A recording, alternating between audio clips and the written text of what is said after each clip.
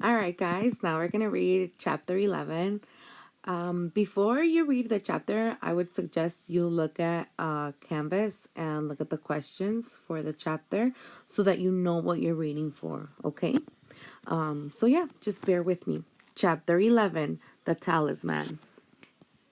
Pretty soon, it was the last weekend in September, the last weekend before our presentation.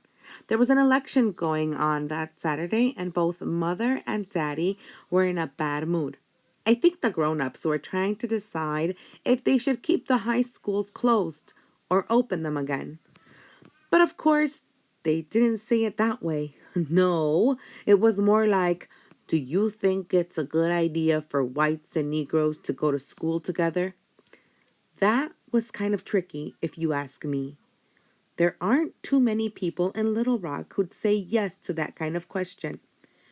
Mother and Daddy voted first thing in the morning, even before we cleaned the house. They didn't say how they voted, and I didn't ask. Now, guys, I know you're probably thinking, oh my goodness, that is so racist. And yeah, I agree with you. However, you have to keep in mind the time and period that this was taking place. I'm not saying that it's right. I'm just saying that this was true in our country's history at this point in time. So if you're over here thinking, oh my goodness, Miss Cruz has us reading this racist book, it's not like that, okay? You got to keep reading so you can get to the point. All right, let's keep going. But I thought about it. I tried to imagine what it would be like going to school with Betty Jean, since she was the only colored person I'd ever really talked to, if you call drinking a glass of tea a conversation. I tried to picture Betty Jean as a 12-year-old girl, but I kept imagining a smaller version of her in a big flowered apron. It made me giggle as I vacuumed my room. As soon as I was done cleaning, I ran out of the house to meet Liz at the zoo. We were going over our presentation one more time. I'd done my part at least twice for every animal in the zoo. I'd said my lines in front of the mirror at home, trying to maintain eye contact with myself. I'd even said my part for Judy late at night when Mother and Daddy were asleep. I had done everything I could to prepare. I knew my lines perfectly, and I was still terrified. Liz was late. I watched the lions, but they were just lying there, sleeping. I got more nervous every second I stood there alone, so I thought about all the ways Liz had taught me to relax. 1. Take a deep breath. 2. Imagine all the people at school in their underwear. This didn't work too well. Just thinking about JT and his underwear made my heart beat way too fast. Okay, inappropriate. 3. My good old friends, the prime numbers. I'd actually told Liz about them and she hadn't laughed. I'd reached 83 by the time Liz finally appeared. She was clutching a paper bag. Sorry I'm late, she said. I've got a surprise for you. What? She reached in the bag and pulled out 2 small green turtles. Their claws scrabbled gently on her hand. I got them at the variety store, she said. Let's have a race. Liz, I said, we have to practice. Liz waved a hand in the air.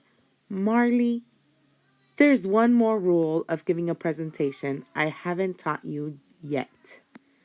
What? I should have brought a pencil to write this down. You have to know when you're done. But I'm not done, I said. You know your part cold, said Liz. Heck, I bet you even know mine too. Here, where it says you know your part cold, that means that she knows it by memory. I shook my head. Let's go over it a few more times. Marley, at some point, you just have to believe that you can do it. Well, I don't. Liz sighed. She was getting frustrated. This wasn't going to work. Any minute now, she'd give up and she'd say, do all the talking after all. And I'd be incredibly relieved and incredibly disappointed. That's what Sally would have done. But Liz wasn't Sally. Instead of giving up, she started looking around like she'd lost something on the ground. What are you doing? I asked. Looking for a talisman. A what? A talisman. A good luck charm.